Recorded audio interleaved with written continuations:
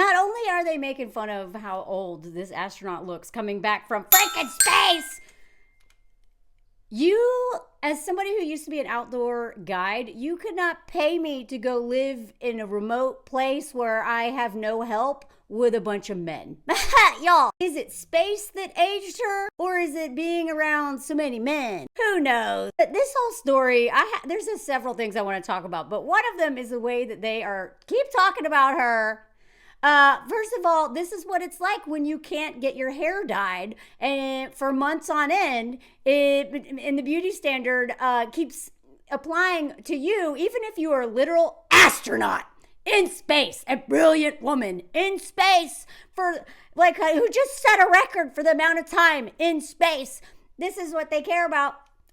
She's got some gray hair. Meanwhile, they're not talking about this dude very much. But I actually want to talk about the physical impact on the human bodies, and especially on women, and also the fact that these people weren't getting paid for them straight. Y'all, they got $5 extra a day.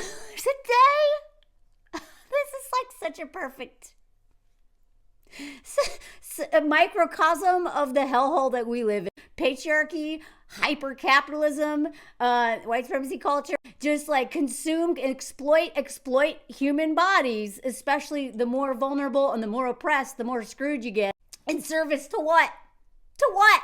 And also because an idiot couldn't get them down. I do not trust. You cannot pay me to get on a rocket right now. Anything that unless hand touches, you could, or any of those psycho billionaires, they don't care about human life. Come on. That is like having Jeffrey Dahmer build a freaking rocket and be like, go, trust me, I'm a scientist. And literally everything that he has, basically him and his family stole or whatever. I also want to talk about how it relates to this in Antarctica, where they got some psycho, how women are in so much danger down there. These scientists who are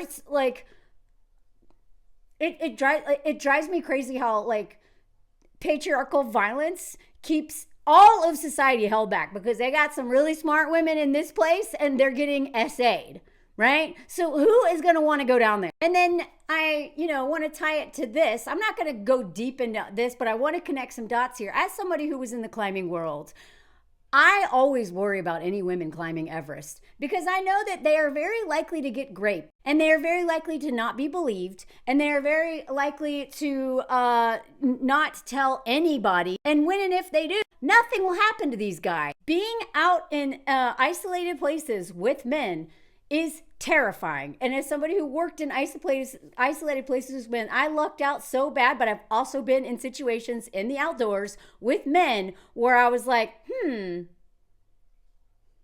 really hope he doesn't lose his crap today. I don't know what I'm going to do. No one will hear me screaming, and this is how all of this, it's detrimental to humans. Okay? So if you don't deal with your patriarchal conditioning, we all have it, and the white supremacy culture, which we all have, I don't care who you are, we all have been conditioned under this system of hierarchy and internalize it. If I hate women and I'm a woman, and I hate myself, even though I don't, but I try not, but if I have it in me, I know every man's got it in him, okay? If we don't deal with this, we're not going to survive as a species. These clowns with a death wish have all the power, right? But in the meantime, I want women to be very cautious about going anywhere with men.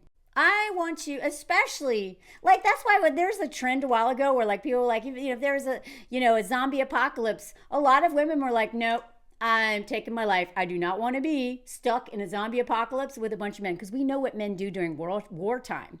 They grape everybody. I still owe y'all that video on. In France, there is a saying from the Second World War: hide the men from the Germans and the women from the Americans. Okay, it's documented. It's in the New York Times. There is a long history of what whoever, and during war, ever everyone's getting raped. So I honestly think the safest place you can be is around a whole bunch of women, because women protect women. But being alone with a man anywhere, terrifying. Especially space or Antarctica. If you're new here, I'm Melanie Hamlet, a journalist, comedian, a bunch of other things. Please join my Patreon if you want to join my lives with travel content, personal stories that I don't really share on here anymore, but I share over there.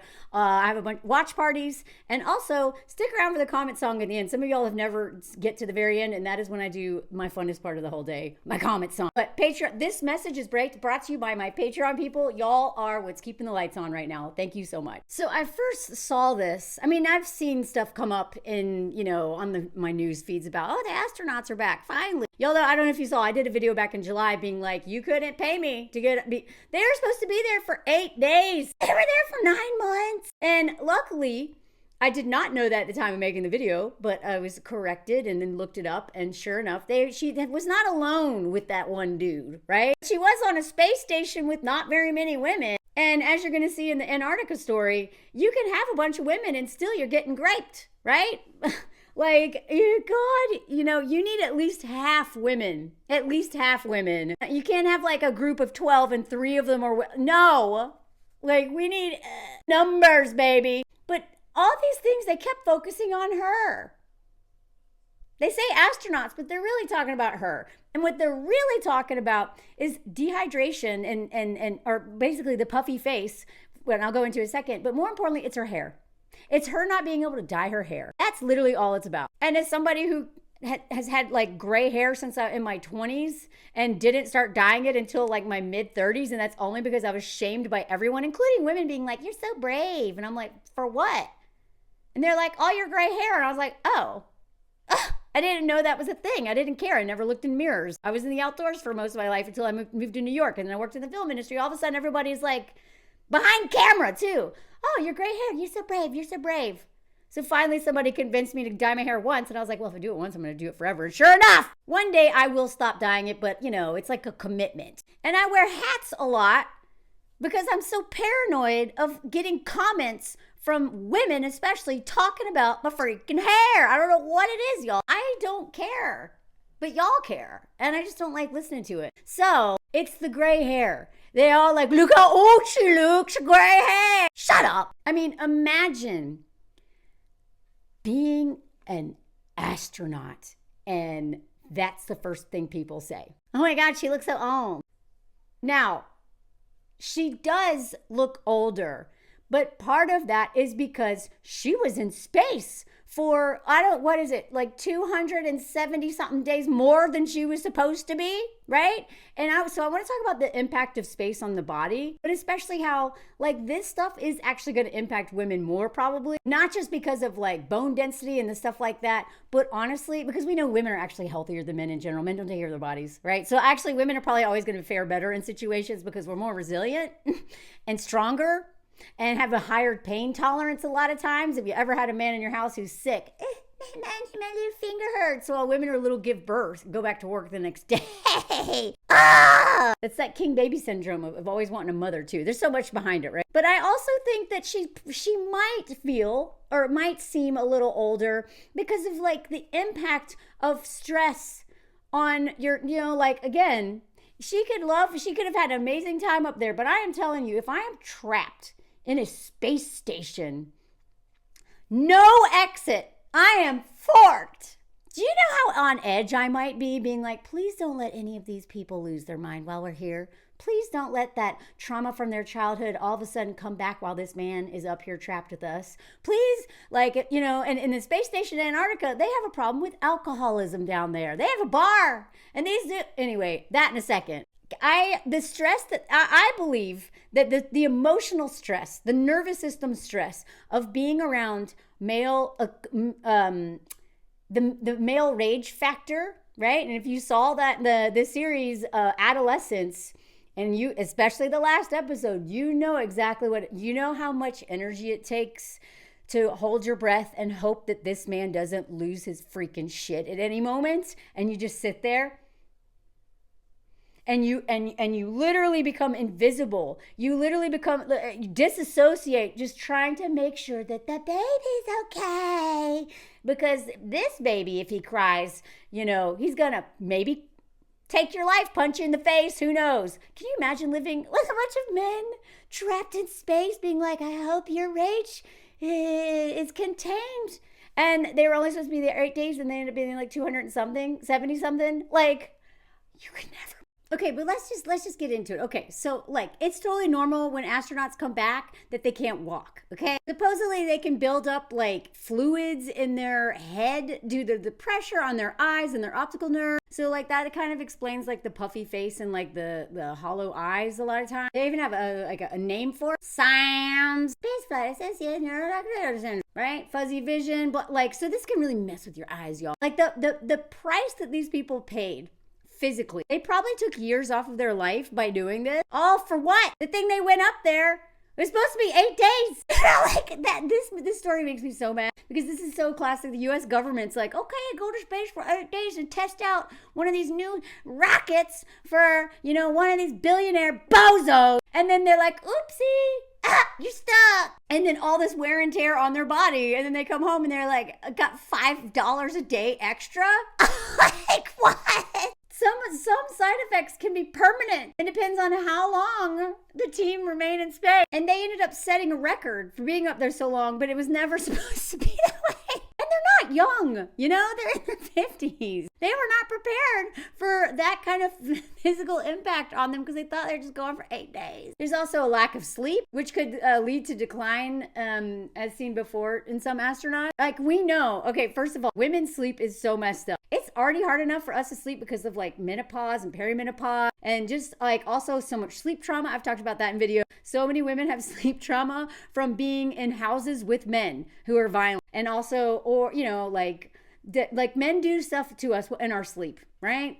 Sometimes it's children, sometimes when we're drunk, sometimes when we're not. They attack us when we're in our sleep a lot. So we have a lot of sleep trauma. And then you have a bunch of men with untreated sleep apnea who snore and won't deal with it, which takes years off of women's lives. If your husband is doing that, if you're married and you live in a home with a boyfriend or a man or whatever who will not deal with his sleep apnea, you are dying from that. Please figure it out. I've done videos on that. Several last year. But microgravity presents the largest risk to the pair, as with the Earth's pull, their muscles weaken. So they struggle to have a healthy weight. And then, that's why they can't walk when they first get back. Despite their intense exercise, I think they exercise sometimes up to 2 hours a day because they got to like move, right? But still with that, high calorie and exercise, and they still suffer from muscle atrophy. I didn't know what that was until I got surgery on my knee, and I was like, wow, this is like a marshmallow. There's literally no muscle left. And then this is what causes the puffy face, the spatial venous thrombosis. Sorry, I don't know how you pronounce it. Don't care. Moving too fast. And that's because it's been hanging upside down like a bat. NASA says most astronauts return to their pre-mission fitness levels after 45 days sometimes. Or it can take months or even year to recover. I think they mean years. So, it was 286 days. So they're only supposed to be there 8. So that is 278 days more than they're supposed to be. I would be so pissed, y'all. Look at this. From chicken leg to baby feet. An increased risk of cancer. Experts warned that stranded astronauts could face years of health complications. Oh, wait, he's 62. Oh my God, she's 59. He's 62. So this is what she looked like right before going to space. And this is what she looked like coming back. And again, this is all normal stuff. But the media and just, internalized misogyny, the first thing people, look at her, look how old she looks. She's got grandma. Let me tell you something. It's bad probably in many countries.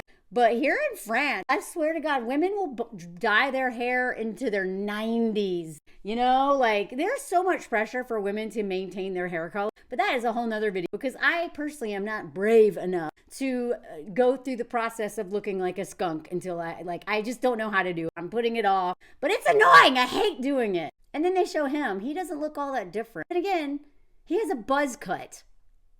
If he had long hair, I bet we'd be seeing something different. I almost think that they showed photos of them next to each other just to make her look bad.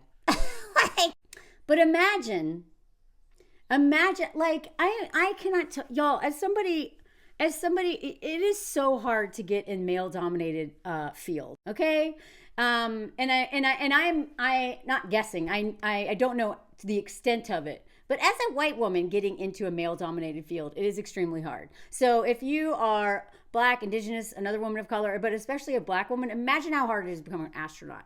Okay? So any woman at all who makes it to space has probably worked 10 times harder than literally any of the men there. And if the more marginalized background she comes from, the less power she has under this hierarchy, the more she's worked, harder she's worked to get there, right? So I cannot imagine what hell this woman has gone through to make it into space multiple times. And imagine people remembering you by two things. One, you got stuck, okay? You got stuck for a long time, which was no fault of your own. And two, you had gray hair when you came back. Because that is what we're seeing in the media, okay? Is everyone's like, oh my God, a brilliant woman. She has to be brilliant to be on a freaking rocket. In fact, I saw this video last night. It just popped up on my feed of a much earlier, I don't know when this was, but this is what astronauts do when they go to sleep. She was showing, oh, sorry, I didn't take a very good picture. They have to sleep in a sack to make sure they don't float away. And then there's like they sleep in these little pods, these little sacks from floating away. And then as I'm going to talk about in just a minute, the Antarctica, I swear to God, I always say Argentina when I mean Antarctica. Did I just say Antarctica, Argentina? Oh, anyway, Antarctica. This woman has to sleep with a hammer. I'm curious if there's anything going on up in that space station. I'm sure we won't find out about it for a while because it's too big of a threat, right? Like Antarctica is one thing, but space, this is America's pride, right? When our first hunting in the moon, like the space race, like this is my whole 80s childhood was about this, right? Us versus the Russians and the world, really. And I also watched the Challenger live because of what? A bunch of men's mistake, carelessness, recklessness. Y'all know I always tell you men are so reckless and do not appreciate human life. Okay? So the fact that men are in charge of so much drives me nuts. When I see photos like this, I'm like, how the hell are they? I can't imagine it's hard enough to share a tent with a man in the wilderness where I may be isolated from society, but like I'm not stuck, you know? It's like being in an oversized coffin with a bunch of men who could be alcoholics or could be, work meters and, have a lot of childhood trauma that's never come out until they were put in an extreme situation. And now all of a sudden, it's a literal horror movie. Like, God, I would not be surprised if one day we hear a bunch of crazy stuff that happened in space. But I can't imagine the military or like the U.S. government or anybody, and like, I don't know, the military's not involved in that, sorry. But whoever, I cannot imagine them ever letting stories like this come out. Because it would be a threat to national security and our image. Because we know the United States has the best marketing scheme in the world. Freedom! Studies have shown that astronauts, I'm sorry I'm using the Daily Mail. Y'all, sometimes they are the only ones who provide more information than the other places. They are a racist, sexist newspaper, or what, they're not, but whatever. But a lot of this I found in other places too, but it's all like in this one. So it's literally for time. They process some tasks significantly slower while in space. Astronauts have impaired working memory and attention alongside altered risk-taking behavior. Oh God, I didn't even see that before. Uh-oh. You take a bunch of reckless men who don't value human life and put them in space. However, there's currently no evidence that these changes persist once they return home. Well, who cares then? I don't want to be trapped in space with someone who becomes more risk-taking than the men on Earth. Okay, then it talks about losing muscle, but also losing bone density. Who is really vulnerable to losing bone density? Women. Apparently, I'm supposed to be taking a bunch of calcium and magnesium. I don't know, y'all. Does anybody know, by the way, what I'm supposed to be taking? I am 47 years old. Apparently, I'm going to be losing my bones, and I'm going to be, can somebody tell me in the comments? Did you even make it this far? I never know if anybody watches these whole videos. Research has shown that a 30 to 50-year-old astronaut who spends 6 months in space loses half their strength. Great, half your strength to fight off a psycho man, too. The changes to bone density can have severe, long-lasting effects, leading to a greater risk of bone fracture and skeletal issues. Great. Now she's more likely to break her hip, which will totally change her life for the worse. frequent nausea and loss of smell and taste. Oh, don't send anyone from France up there. That'll really depress them. They can't taste food. I say that because they just appreciate food so much here. That's all they talk about. I kind of love it. An unnamed NASA source told the New York Post the agency was scrambling to stabilize the weight loss and hopefully reserve. I don't know. I never trust their unnamed sources. This is the people who tried to ruin Megan's life. There's also this. This was really frightening. Researchers have found that astronauts' epidermis gets thinner by nearly 20% in space due to the whole gravity thing, which may dysregulate the skin's ability to grow and repair itself. Another study found that the skin rashes are the most frequently reported clinical symptom during 6 months in the ICE mission. Sorry, not ISIS. Whoa. Occurring 25% more frequently than they do in, in the U.S. population on Earth. Result from irritants or allergens from inside this. I've actually heard that space station is nasty. And I wish I could remember where, but there's like a woman who was like, they don't tell you how gross it is up there. There's farts. Like, just think about farts alone. Where do they go? They can't, where do they go? All the smells that especially men emit openly, constantly. That is like in the outdoors, when you're in a sleeping bag, you fart. We call it that Dutch oven, okay? So the space station is a giant Dutch oven, and it's mostly men. Like, we know they don't wash their butt or do anything like that. Imagine how nasty they are in space, unless like NASA makes them wash their butt. They probably have to. It's probably like their checklist: wash your butt. They also have an increased risk of developing cancer, central nervous system damage, bone loss, and cardiovascular disease. Also, space radiation. God, look at this. In just 1 week, the ISS, the astronauts are exposed to the equivalent of 1 year's exposure on Earth. God! And the type of radiation is more dangerous than those on Earth. Why does anybody go up there? Y'all, I swear, I think I can't imagine how stressed I would be about my graying hair factor as a freaking astronaut. I think I would have, God, I'm so frustrated that this is something that women have to think about. Look at this. There's also risk of increase of blood clots. So between puffy leg syndrome, chicken legs, and baby feet, where your legs appear smaller. Y'all. And remember, the body is 70% water. So all those fluids are moving around. And if you're basically hanging upside down like a bat, imagine all this. Okay, so after this, I was like, wait, did they set a record here? Yeah, they set a record by mistake. So the longest, this is according to Wikipedia, the longest anyone has been in space is 437 days consecutively. And then it's like 365, 324, right? So like, they've been up there longer than most. So there's all these articles telling like all the world records for being in space the longest. Okay, so look, Williams became an astronaut in 1998. That was 2 years after I graduated high school, y'all. Dang. And the reason why they're up there is to test the starliner. Imagine being stuck in space for 9 months because you're doing a test to see if this one thing's okay, and then you became the experiment. And then you have this dumb people running the country now who are trying to politicize a mistake that was made and blame it all on another. So these two just became the 9th longest of the 10 people who've been in the 10 slots of who's been in space. They became 9th. 8 days, and now they're this. When I look at some of the crews, okay, so this is the people on the current space station, I believe. 2 women.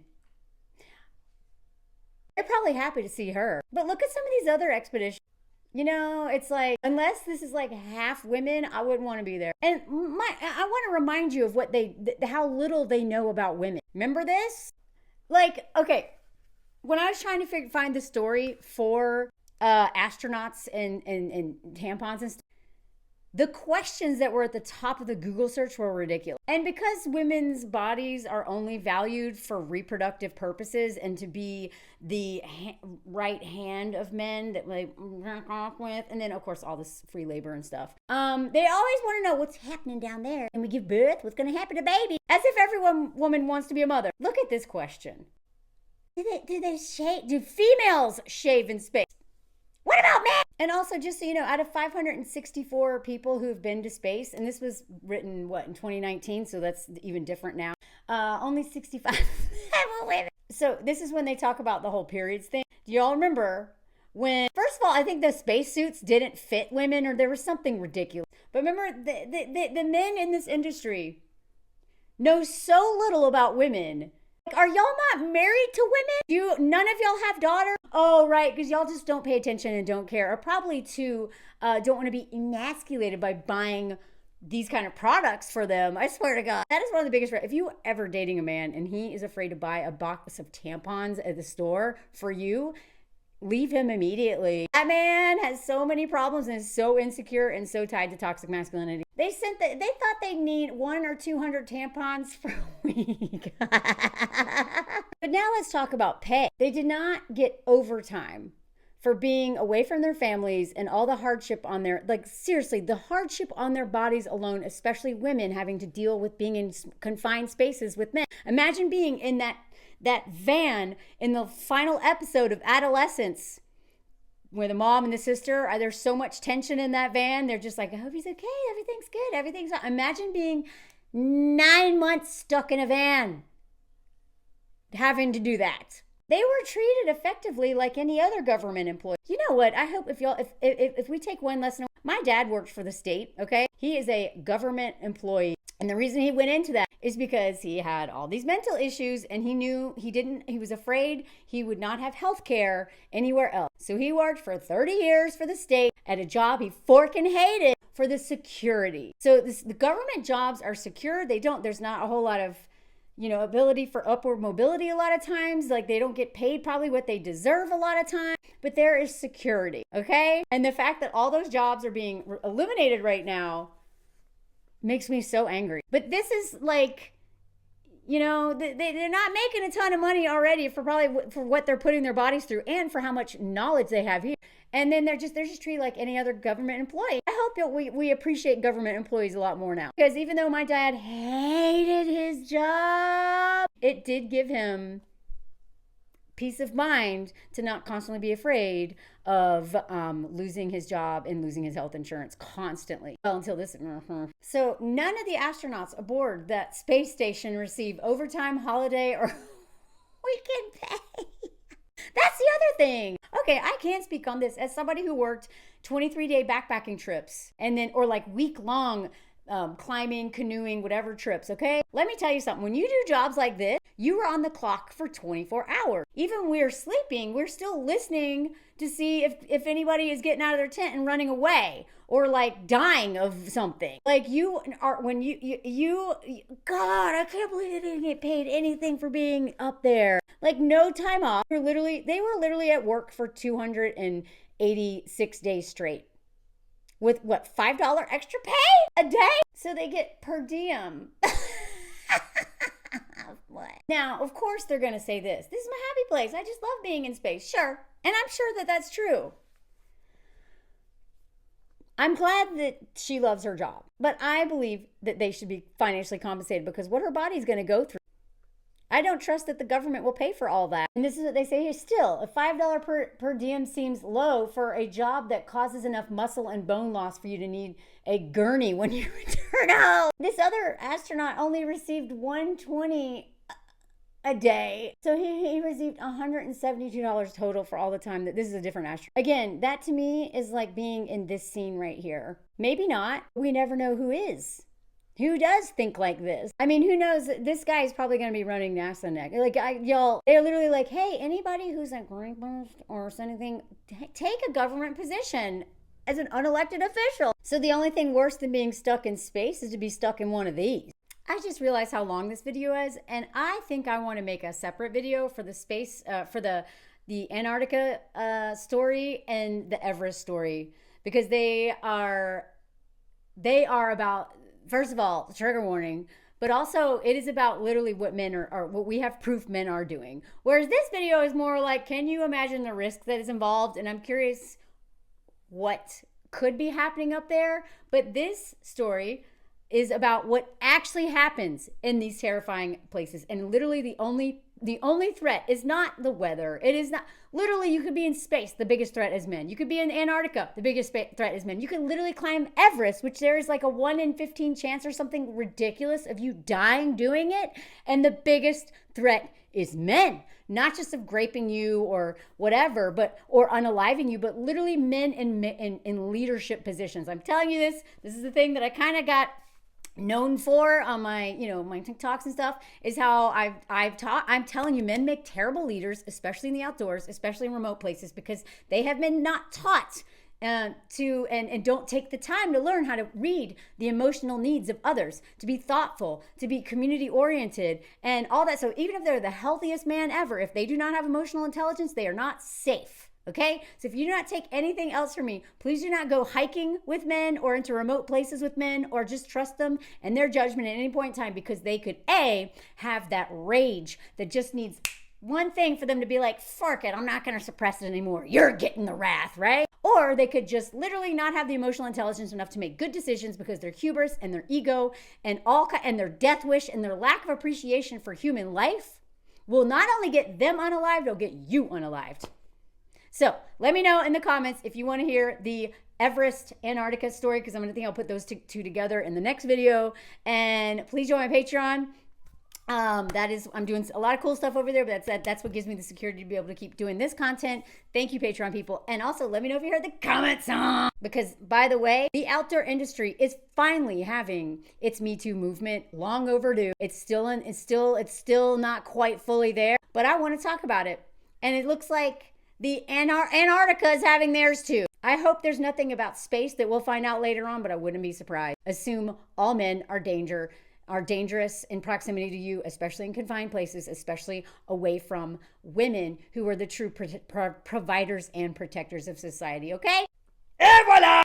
Imagine being on a mountaintop in the Alps with the man. You think this is scary, they be falling, but no, it's always the man. I mean, this guy was super cool and not a threat to me, but maybe he's not. Who really knows? The man. The real danger is the man, the bear.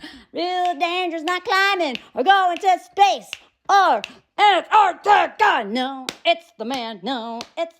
On a mountaintop, I'm hanging off a few carabiners. It's the man. It's the man. Hey, it's always the man. I don't know what I'm saying. I'm not really scared of the man here. I'm thinking of lightning and I'm not really scared of like falling or anything. It's really the weather, but honestly, I'm lucky because I didn't really know that man. It's always the man. Bear man, not the mountains, the man. Be careful out there. Oh, by the way, this was a Tinder date. I didn't even know that man. Et voila. Be careful.